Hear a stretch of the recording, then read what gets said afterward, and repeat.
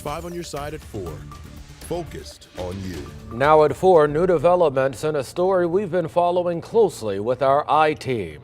Today, a man who pled guilty to stalking women all across the country appeared in court to face charges in St. Louis County. Thank you for joining us. I'm Brent Solomon. Kate Quinn is on assignment. Robert Merkel is no stranger to these charges. He went to prison years ago for a similar crime and was released, but did it all over again, authorities say. Our I-Team's Paula Bassan is live now from Clayton. Paula, what happened in court today? Well, Robert Merkel entered a courtroom here in handcuffs this morning. He's already pled guilty and has been sentenced in federal court for nearly 6 years. Today, he received a 7-year sentence and will also face the federal charges as well. But survivors say that's not nearly enough.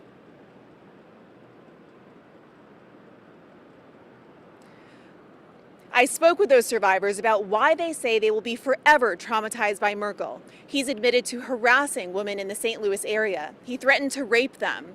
Throughout the court hearing, they held each other's hands, hugged, and wiped away tears together. They believe Missouri law puts people like them at a disadvantage while protecting abusers of cyberstalking. Rebecca says she suffered Merkel's abuse for years, and she still lives in fear. She and others believe their contact information is still on his cell phone. There is no law to get rid of it. People need to get engaged and understand the severity of cyber crimes. The legislature had the opportunity to pass a law to get a cyber crimes task force established. Governor Parson vetoed it. So one action would be for the legislature to get together and override the veto. Now, Merkel faced similar charges in 2017 for similar offenses. Coming up at 6, you'll hear more from attorneys and more from survivors about the justice they want to see. Outside St. All right, Paula, thanks so much for that live report. The remnants of Hurricane Idalia are moving away from the U.S. right now, but not before causing flooding in Virginia and in the Carolinas. This is video from Norfolk, Virginia this morning. You can see the streets flooded due to the intense waves. We're getting new video of what's left in Cedar Key, Florida, as Idalia swept through that area yesterday. Here you can see multiple homes damaged and almost destroyed. Today, President Biden is promising to help hurricane victims rebuild their lives. But with 2 major disasters in a month, does FEMA have enough money? NBC's Alice Barr reports from Capitol Hill. Along Florida's Gulf Coast today, survivors of Hurricane Idalia are starting to pick up the pieces of their lives. The same heart-wrenching task still underway in Maui after catastrophic wildfires. In a surprise visit to FEMA headquarters today, President Biden promising full federal support. I'm here to make clear that our nation has your back. But the head of FEMA on the ground today with Florida Governor Ron DeSantis has warned the agency's disaster relief fund is running dangerously low, down to $3.4 billion. While immediate needs funding will ensure we can continue to respond to disasters, it is not a permanent solution. President Biden urging GOP lawmakers seeking spending cuts to get on board. We need this money done. We need this disaster relief request met. We need to do it in September. Many Republicans oppose the proposal to link disaster relief funds to more emergency money for Ukraine. Florida Senator Rick Scott accusing the president of playing games with disaster aid.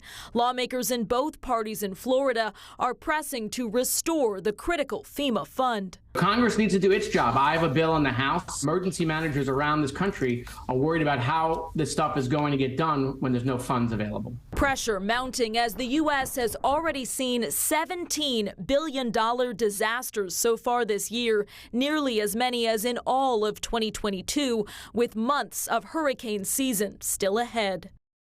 In Washington, Alice Barr, NBC News.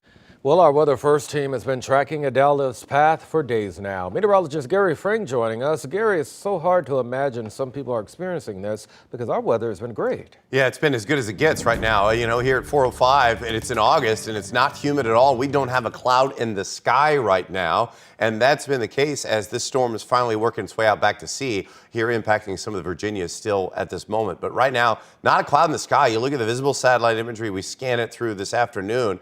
And it's tough to find any cloud cover, even when we loop this, maybe in the Metro East, but it was brief. And as we look on the other side of the arch, temperatures still not even at 80 degrees, 79, a northeast breeze in August with our dew points in the mid-50s. It feels like an early taste of fall to some degree, especially the way we started off this morning. And I think over the next few days into the holiday weekend, it's going to remain dry and nice for the most part. It will be gradually more humid. We know we can't hold on to this lack of humidity forever, and temperatures will gradually be above average. But we do have one more night. We're going to drop down in the mid-50s. It's another cool night with a light breeze as well. Patchy fog around the river, but down the road, we know that it's still going to feel like August. We'll head right back above average.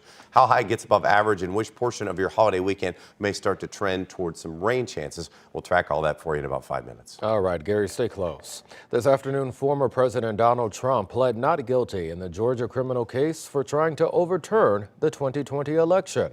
Trump's attorney submitted the plea in writing today and notified the court that he will not be at the arraignment next week. Trump is charged with felony racketeering and several conspiracy counts. Today, the building assessment started at Skate Laborious Church in North St. Louis. A fire broke out in June there, destroying the historic landmark. A few years ago, the vacated church transformed into a skate park and art studio. This morning, the organization's founders were on site inspecting the property. Engineers also evaluated that building, focusing on the heat damage on the brick and mortar.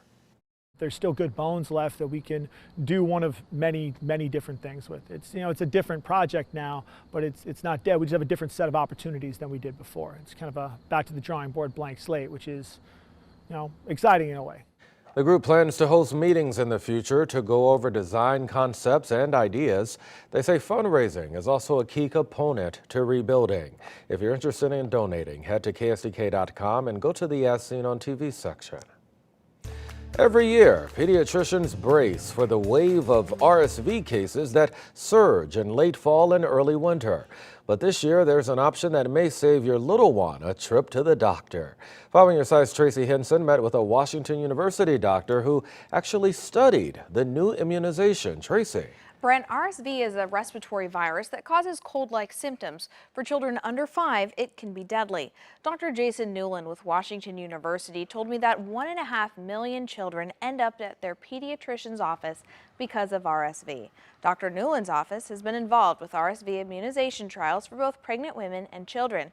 Just recently, the FDA approved a vaccine for pregnant women that will pass on RSV-fighting antibodies to the baby. The next step for that vaccine is CDC approval. While not a vaccine, there is an approved treatment for infants to help them fight off RSV. When we have a vaccine that's approved, like the upcoming RSV vaccine for pregnant women, you can trust it's safe. Now, for the babies that can get this monoclonal antibody, it is also extremely safe. Through trials, women and children from around St. Louis helped develop these vaccines and immunizations. Dr. Newland expects the vaccine for pregnant women to be approved by the CDC in October and available shortly after.